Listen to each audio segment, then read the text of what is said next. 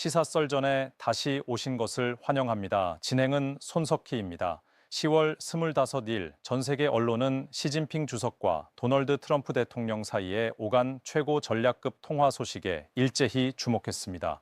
이는 단순한 안부 인사가 아니라 지각 변동이 일어나는 지정학의 한가운데에서 베이징이 계산해 던진 전술적 움직임이었습니다. 통화는 11월 24일에 이루어졌고 대만 해협은 불씨만 옮기면 터질 듯한 화약고와 같았습니다. 일본은 재무장을 서두르고 미국은 여러 전선에 전력을 분산하고 있었으며 중국 경제는 20년이 넘는 기간 중 가장 어려운 국면으로 가라앉고 있었습니다. 세계적 혼란의 소용돌이 속에서 베이징은 모두를 경계하게 만드는 한 수를 던졌습니다. 신호처럼 설계된 통화였습니다. 중국이 공개한 내용에 따르면 시진핑 주석은 대만은 반드시 중국으로 돌아와야 한다고 강하게 강조했습니다. 이는 단지 영유권을 천명한 것이 아니라 워싱턴을 향해 날린 직설적인 메시지였습니다. 중국은 이 문제를 타협 불가의 핵심으로 간주합니다. 더 주목할 점은 시진핑 주석이 대만을 지역 분쟁으로 한정하지 않고 법적 역사적 전 세계의 틀 속에 배치했다는 사실입니다. 그는 카이로 선언과 포츠담 선언처럼 제2차 세계대전 이후의 질서를 규정한 문서를 제시하며 이것이 베이징만의 사안이 아니라 국제사회 전체의 책무라고 강조했습니다. 하지만 가장 큰 질문은 여전히 공중에 매달려 있습니다. 왜 시진핑 주석은 지금 이 시점에 도널드 트럼프 대통령에게 전화를 걸었는가? 그가 노리는 성과는 무엇이며 이 수가 워싱턴의 전략 수정으로 이어질 것인가? 세계는 두 초강대국의 일거수일투족을 지켜보고 있습니다. 도널드 트럼프 대통령은 다층 협상에 능한 인물답게 그 통화에 영리하게 반응했습니다. 그는 매우 좋고 매우 강력했다고 치켜세웠지만 대만은 일절 언급하지 않았습니다. 의도된 침묵은 약함의 표시가 아니라 회피의 전술이었습니다. 중국은 곧바로 그 기회를 포착했습니다. 조 바이든 전 대통령 시절 미국의 대만 관련 입장은 선명했고 대립 성향이 강했습니다. 반면 도널드 트럼프 대통령은 농산물, 펜타닐, 관세, 양자 무역 같은 우선순위를 앞세웠습니다. 베이징에겐 이것이 대만 해협에서 군사적 격상에 나서지 않겠다는 신호처럼 보였고 그가 건좌에 복귀하자마자 레드라인을 그어 두려는 시점으로 해석됐습니다. 시진핑 주석은 대만을 내부 문제가 아니라 국제적 원칙의 급으로 끌어올렸습니다. 그는 카이로 선언과 포츠담 선언 같은 전후 문서를 내세워 만약 미국이 대만을 지지하면 스스로 만들어 놓은 질서를 위반하게 된다는 인식을 조성합니다. 이 게임은 미국만을 겨냥하지 않습니다. 베이징은 주권과 탈식민 문제에 민감한 개발도상국을 끌어들이려 합니다. 대만을 회복되어야 할 역사적 유산으로 위치시키는 방식입니다. 동시에 사방에서 조여오는 동맹 고리를 흔들려 합니다. 일본은 요나구니에 미사일을 배치하고 필리핀은 워싱턴과 결속을 강화하며 한국은 일본과의 공조를 확대하고 나토는 아시아에서 영향력을 넓히고 있습니다.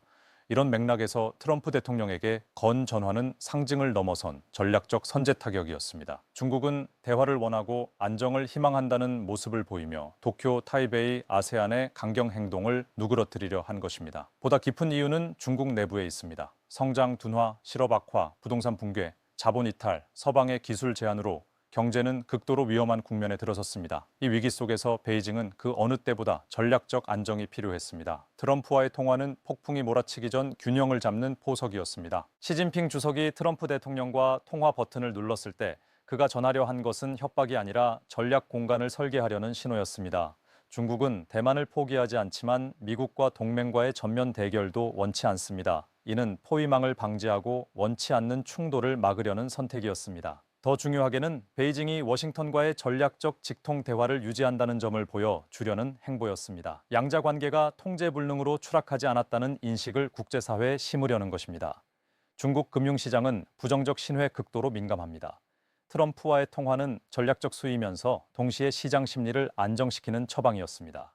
전쟁이 임박하지 않았고 정책 조정의 공간이 남아있다는 메시지로 성장 둔화로 흔들리는 국내 신뢰를 다독였습니다. 반대편에서 트럼프 대통령 역시 계산은 정교했습니다. 동유럽에서 중동에 이르는 혼란 속에서 그는 분명한 우선순위를 세웠습니다. 미국은 새로운 군사 충돌에 휘말려서는 안 되며 특히 되돌릴 수 없는 안보 공약에는 더욱 신중해야 한다는 것입니다. 그는 워싱턴식 전통주의가 아닙니다. 보편 가치나 도덕적 약속 같은 수사는 그의 렌즈에서 이익과 거래로 환산됩니다. 각 거래에서 그가 원하는 것은 지금 당장 확인 가능한 실익이며 그것이 미국에 유리해야 합니다. 그래서 그는 대결을 피하고 평화를 모색하면서도 적절한 시점에 흥정할 태세를 유지합니다. 이번 통화에서 그는 대만을 일절 언급하지 않았습니다. 의도된 침묵입니다. 강경 발언은 정면 충돌을, 유화적 태도는 베이징에 대한 양보로 읽힐 위험을 누구보다 잘 압니다. 그래서 그는 논점을 위험지대 밖으로 옮겨 자신의 특기인 무역에 초점을 맞췄습니다. 그 영역에서 그는 자신 있고 통제할 수 있으며 유권자가 체감할 성과를 만들 수 있습니다. 통화는 매우 좋고 매우 강력했다고 알렸지만 대만 해협은 건드리지 않았습니다. 이는 회피가 아니라 의도된 위험 통제 전략이었습니다. 그는 중국과의 긴장을 너무 일찍 자극하면 금융시장이 도미노처럼 흔들리고 글로벌 기술 공급망이 불안정해지며 미국 기업의 신뢰가 추락할 수 있음을 압니다. 더 나아가 그는 오직 자신만이 베이징과 당당히 협상할 수 있다는 인상을 미국인에게 각인시키려 합니다. 시진핑 주석이 먼저 전화를 걸었다는 사실만으로도 한 발 앞선 홍보 효과가 생겼습니다. 그는 그 이미지를 활용해 자신이 국가 이익을 지키는데 더 강하고 신뢰할 만하다고 말할 수 있습니다. 통화의 실제 내용은 오직 두 사람만 압니다. 밖으로 공개된 부분은 그의 정치적 이미지에 가장 유리한 조각들입니다. 그가 공유하기로 택한 의제는 무역과 부동산, 펜타닐 같은 사안이었습니다. 노동자와 농민, 곧 그를 백악관으로 보냈던 지지층의 정서를 정확히 겨냥한 선택입니다. 그는 통제된 모호성 전략을 구사하며 대만을 잠재적 흥정카드로 쥐고 있습니다. 승산이 확실하지 않으면 꺼내지 않습니다. 공허한 도덕선언의 자리는 없습니다. 모든 수는 억지와 조정, 그리고 실익을 가져오는 협상을 위해 설계됩니다. 국제법과 역사적 증거의 관점에서 시진핑 주석이 말한 전후 질서에 기초한 대만 귀속 주장은 겉보기처럼 간단치 않습니다. 법률의 외피를 뒤집어 쓴 정치 명제입니다. 그는 1943년 카이로 선언과 1945년 포츠담 선언을 근거로 대만이 중국의 것이라 주장합니다. 끊겼던 질서를 바로잡는다는 논리입니다. 그러나 핵심 쟁점은 그 시기에 중국이 총통 장제스가 이끌던 중화민국이었지 중화인민공화국이 아니었다는 점입니다. 베이징 정권은 1949년 이후에야 성립했습니다. 이 점은 국제법이 명료하게 정리하지 못한 쟁론을 불러옵니다. 대만 외교부는 전후 문서들이 확인한 주체는 중화민국이지 중화인민공화국이 아니라고 주장합니다. 베이징의 대만 영유권 계승은 일방적 선언일 뿐 광범위한 국제적 인정을 받지 못했으며 국제질서의 어떤 조항에도 명시된 규범이 아닙니다. 따라서 문서 속에 중국이 누구를 가리키는지, 그리고 중화민국에서 중화인민공화국으로의 영토 권능 승계가 합법인지가 쟁점이 됩니다. 이는 중국 내부의 분쟁이 아니라 초강대국들이 촉각을 곤두서는 국제법의 화약고입니다. 이런 까닭에 시진핑 주석이 트럼프 대통령에게 대만 통일의 역사적 합법성을 거듭 강조한 것은 국제 여론을 선도하고 타이베이와 비공식 관계를 유지하는 국가들의 심리적 압박을 가하는 정보전의 일환입니다. 군사 분석가들에게는 더 불길한 신호이기도 합니다. 베이징이 법률전을 전면 전략에 결합해 최종 목표, 곧 어떤 대가를 치르더라도 통일하겠다는 의지를 끌어올렸기 때문입니다.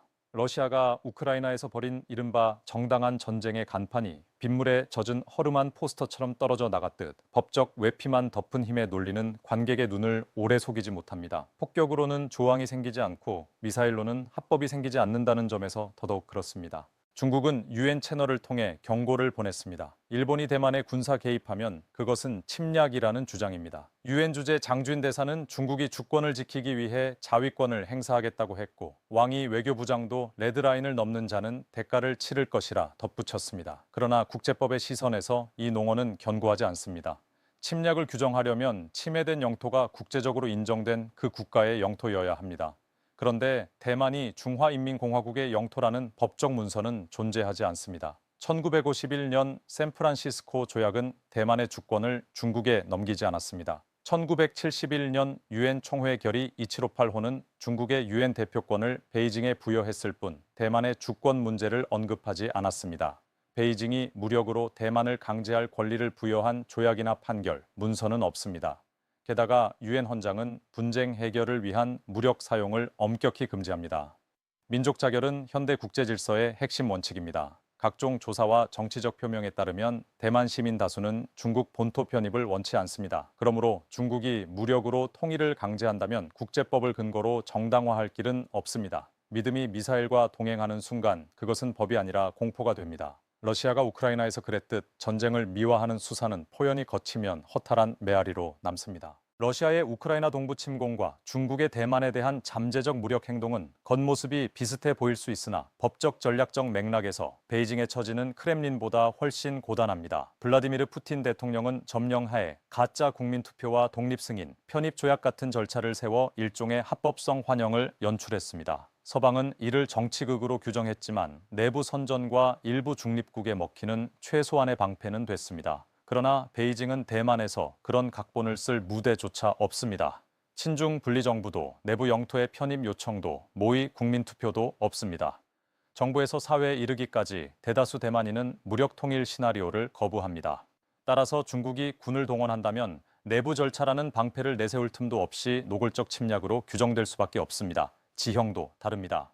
러시아가 우크라이나와 맞댄 육상 전선을 가진 것과 달리 중국은 거대한 자연 장벽인 대만 해협을 넘어야 합니다. 가장 좁은 곳도 약 130km입니다. 도로도 신속 보급 회랑도 없습니다. 전쟁이 벌어지면 전면적인 상륙 작전이자 극도로 복잡하고 위험한 작전이 될 것입니다.